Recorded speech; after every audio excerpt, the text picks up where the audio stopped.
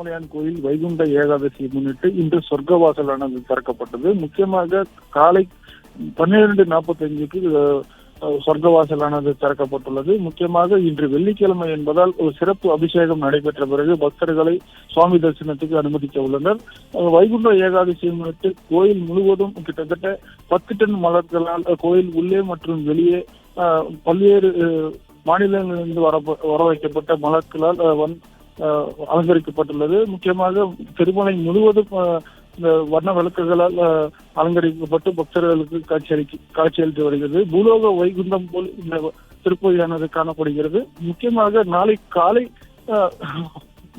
4:50 நிமிடங்களுக்கு முக்கிய பிரமுகர்கள் மற்றும் அதன் பிறகு சாமானிய பக்தர்கள் அனுமதிக்கப்படுவார்கள் என தேவஸ்தானம் தரப்பில் தெரிவிக்கப்பட்டுள்ளது. அதேபோல் தொடர்ந்து 9 மணிக்கு வைகுண்ட ஏகாதசியை முன்னிட்டு ஸ்ரீதேவி பூதேவி சமேத மலையப்ப சுவாமி தங்க தேரோட்டமானது நடைபெற உள்ளது. இதில் பெண்கள் மட்டுமே இந்த தங்க தேரினை இழுத்து மலையப்ப சுவாமி வலம் பக்தர்களுக்கு அருள்பாலிக்க உள்ளார்.